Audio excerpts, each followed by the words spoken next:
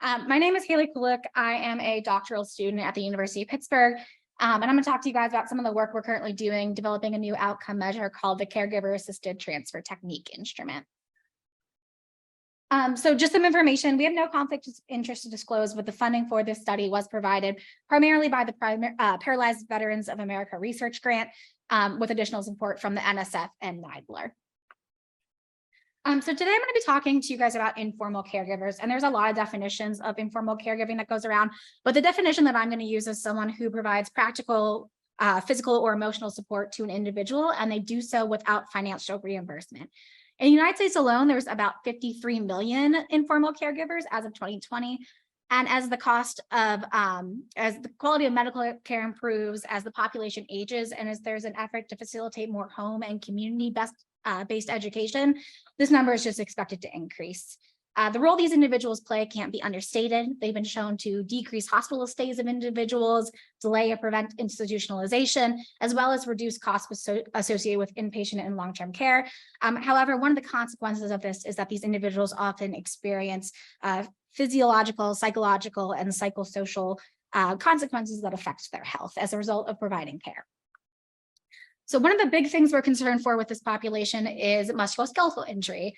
In a recent study, it was reported that about 94% of these individuals who provide care to people with physical disabilities report some sort of musculoskeletal pain, with about 80% of those individuals saying that their caregiving activities are either what cause or worsen their pain. And as I'm sure most of you know, in professional populations, there's been a very strong link developed between the performance of mobility-related tasks, things like transfers, lift, repositioning, and musculoskeletal injuries. And so even though this hasn't been quite as clearly demonstrated in informal caregiving populations, they are often performing the same tasks, often with much less training. Oops, sorry about that. So one of the tasks that we are very concerned with are assisted transfers. So when someone is moving someone from one service to another, it is the most commonly performed ADL by this population.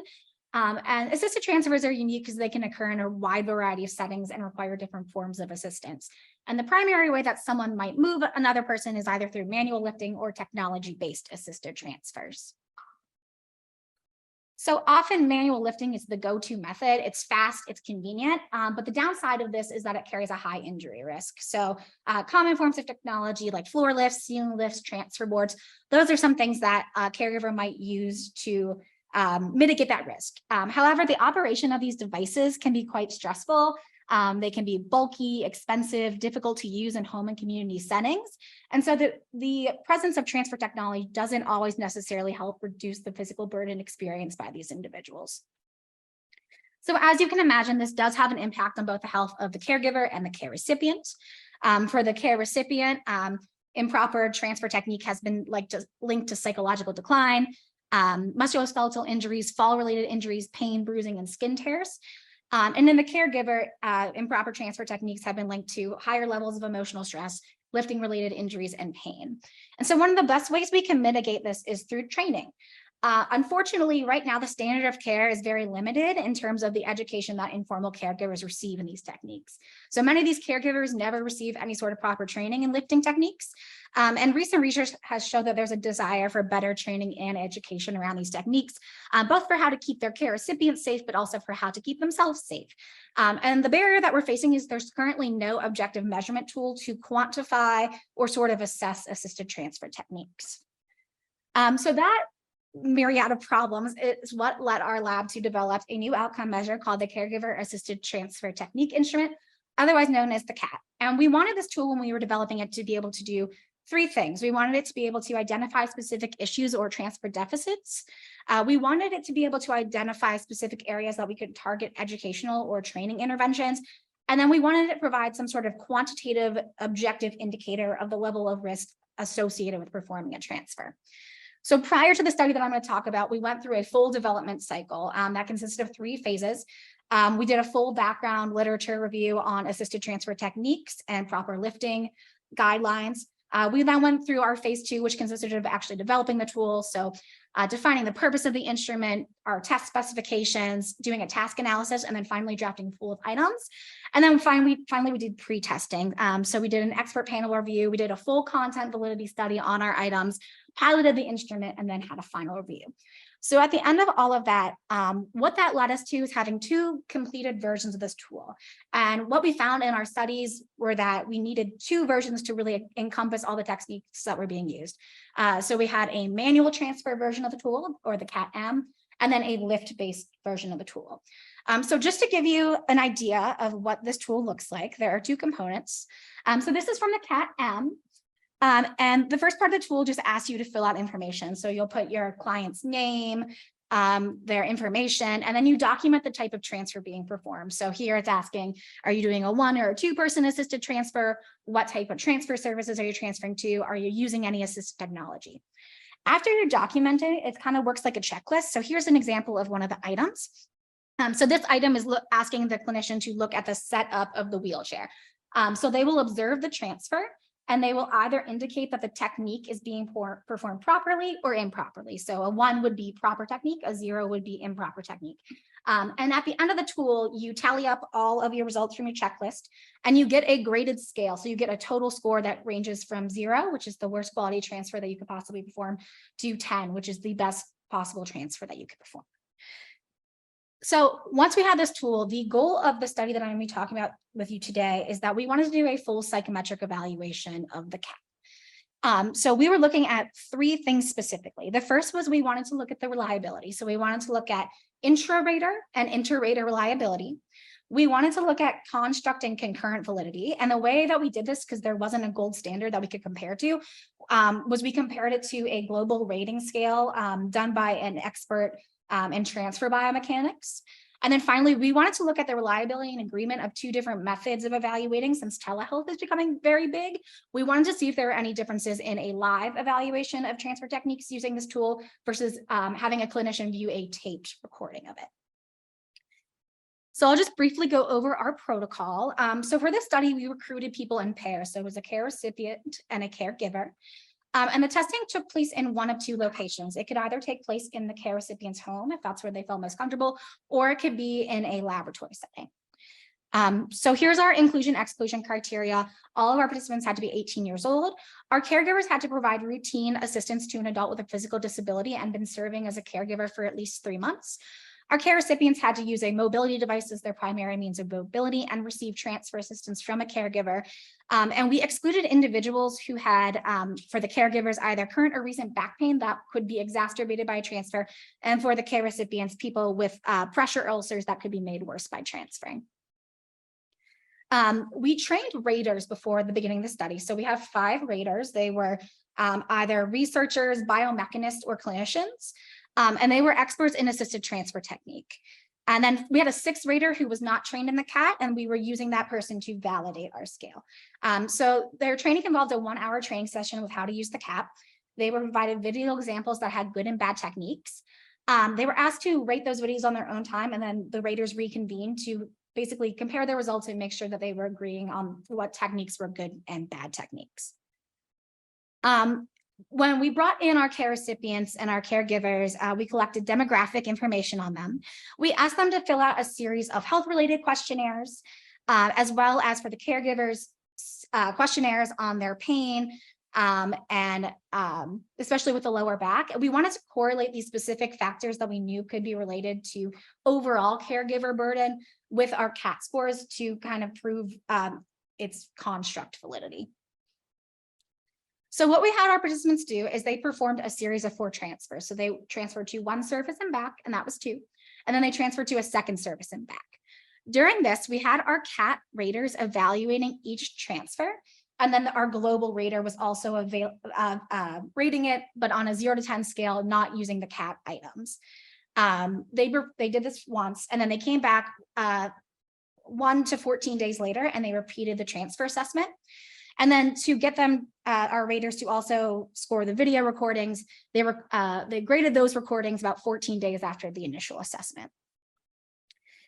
So we did basic descriptive statistics on our CAT scores. We looked at the standard error of measurement, the minimal detectable change, and then we examined the stability of our responses using Cronbach's alpha. For the reliability, we use interclass correlation coefficients, and we were hoping to see an ICC of above 0.8. That would indicate to us that our reliability was good. When we looked at individual item scores, we wanted at least acceptable reliability. So that's a kappa of 0.6 or above. When looking at concurrent validity, we did a correlation test to see the strength of the relationship between our CAT scores and our VAS scores, so the global rating scale scores. And we wanted to see a strong correlation between those two to prove its validity. And then we examined construct validity. We were looking at demographic characteristics like age, gender, level of education, level of income, things we know that tend to influence the level of burden caregivers experience. And the analysis depended on the nature of the variable, so continuous versus non-continuous. And then finally, we looked at our live versus tape. So we used something called the Bland ultimate limits of agreement. We wanted to see that those two methods were within the 95% limits of agreement. So when we get into our results, we had 24 dyads of individuals participate in the study, with 20 of those pairs completing both visits. 13 of our dyads were assessed using some sort of lift-based technology, so they were assessed using the CAT-L, and then 11 were assessed using the CAT-M, but 4 of those dyads did not complete the study. So that is a total of 8 pairs. When we look at the average scores, you'll notice that on a 10-point scale, these are very high scores. So there was an average of 8.6, which means the people that we recruited in the study tended to be very good at transferring, especially for the CAT-L. The CAT-L, so anytime they were using lift-based technology, their average CAT score was a 9 out of 10. So that is a very high score. There was no minimum on the scale, so no zeros, but about 15% of the transfers that we saw were rated at a maximum. And our SEM and MDC were within realistic ranges of changes that we could expect to see. And our Cronbach's alpha indicated that we had good stability of responses without item redundancy. So I'm going to get into the reliability a little bit. Our inter-rater reliability ranged from acceptable to good, but our intra-rater reliability had mixed results. So there's a lot of things up there, but what I want you to pay attention to is the top shows you inter-rater reliability. The ICCs range from about 0.6 to 0.9, which indicates that the scale is either acceptable to good. However, something interesting that we saw is our intra-rater reliability was very varied. So typically what you would expect to see is lower levels of inter-rater reliability with higher levels of intra-rater reliability. And we actually saw the opposite here, which indicates to us that there's a chance that either our scale was not specific enough, or that we were actually seeing technique changes between visits. So in order to look at that, we kind of did an item-based analysis. We looked at individual items and their reliability. For the CAT-M, we saw a wide range of items. So we had a few items with good. We had a few items that couldn't be calculated because there was low variation. However, when you look at the results for the CAT-L, we did not have very high reliability. So most of our ICCs, we couldn't even determine. So that tells us that moving forward, we need to recruit more individuals with a variety of transfer skills. When going on to concurrent validity, we saw that our scores did correlate with our VAS scores. So what that means is that our scale might be validated. And when we look into our construct validity, we saw that factors like age, level of education, care hours per week, pain, general health, strength, and the relationship between the caregiver and the care recipient all factored into the CAT scores. And then finally, when we looked at our taped versus live comparison, we saw that our ICCs improved when we were looking at a taped assessment versus live assessment. This makes sense because our raters were able to pause, kind of slow down the transfer process, so they may have been able to better identify deficits. And we also saw an improvement in our intra-rater scores. So when you look here, this is within the 95 limits of agreement.